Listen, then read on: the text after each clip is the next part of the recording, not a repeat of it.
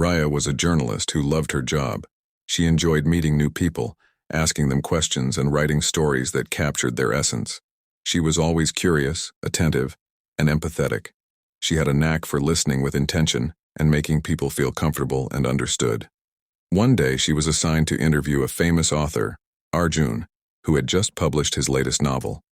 She was excited to meet him and learn more about his work. She had read his books and admired his style and creativity. She arrived at his house and rang the doorbell. He opened the door and greeted her with a smile.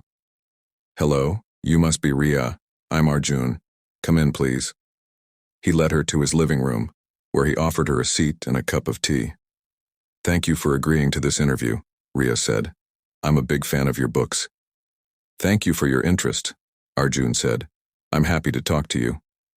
Riya took out her notebook and recorder and prepared to start the interview. "So tell me about your new novel. What inspired you to write it?" Arjun paused for a moment and looked at her with a serious expression. "Before I answer that, can I ask you something?" "Sure, go ahead." "Why do you want to interview me?" Riya was surprised by his question. She thought it was obvious.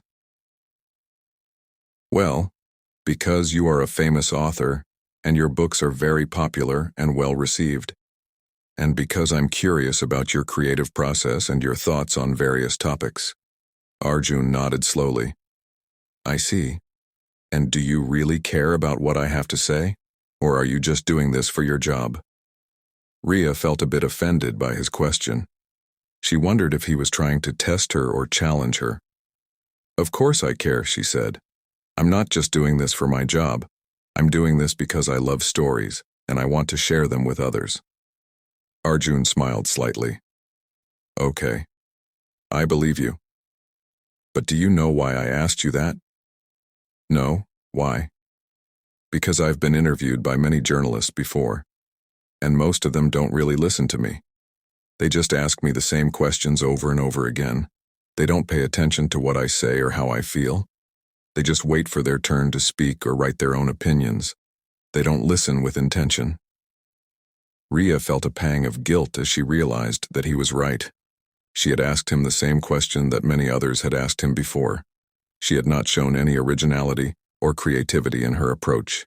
She decided to change her strategy. "I'm sorry if I sounded like one of those journalists," she said sincerely. "I didn't mean to be rude or boring. I really want to listen to you and understand you better." Arjun looked at her with curiosity. "Really? Then prove it." "How?" "By listening to me with intention." "What does that mean?" "It means being fully present in this conversation. It means putting away your distractions, such as your phone or your recorder, and giving me your undivided attention." Riya hesitated for a moment. She felt nervous about not having any record of the interview. "But how will I write the story without any notes or recordings?" she asked. "You don't need them," Arjun said. "You have something better, your memory and your imagination." He reached out his hand and took away her notebook and recorder. "Don't worry, I'll give them back later," he said. "But for now, just focus on me and what I have to say." He placed them on a nearby table and looked at her intently. "Now are you ready to listen?" Riya nodded nervously. "Yes, I'm ready." Arjun smiled warmly.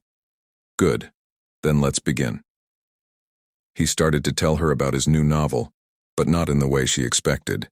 He did not give her a summary or an analysis of the plot or the characters or the themes. He did not talk about his inspiration or his challenges or his achievements.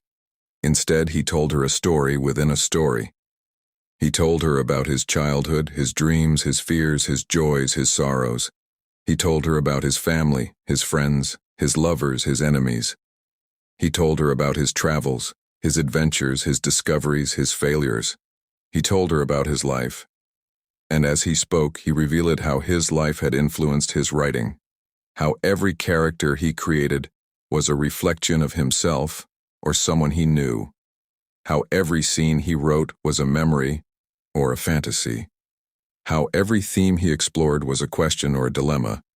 He told her how he used writing as a way of expressing himself and understanding the world, how he used stories as a way of connecting with others and finding meaning. He told her how he loved writing and how writing loved him back. And as he spoke, Ria listened. She listened with intention. She did not interrupt him or ask him any questions. She did not judge him or jump to any conclusions. She did not try to impose her own views or opinions on him. She just listened.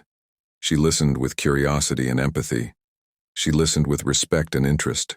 She listened with silence and reflection. She listened with her ears and her eyes and her heart. And as she listened, she understood. She understood him and his work. She understood his passion and his purpose. She understood his struggles and his triumphs. She understood his story, and as she understood, she felt. She felt what he felt. She felt his happiness and his sadness. She felt his excitement and his frustration. She felt his hope and his despair. She felt his emotions, and as she felt, she connected.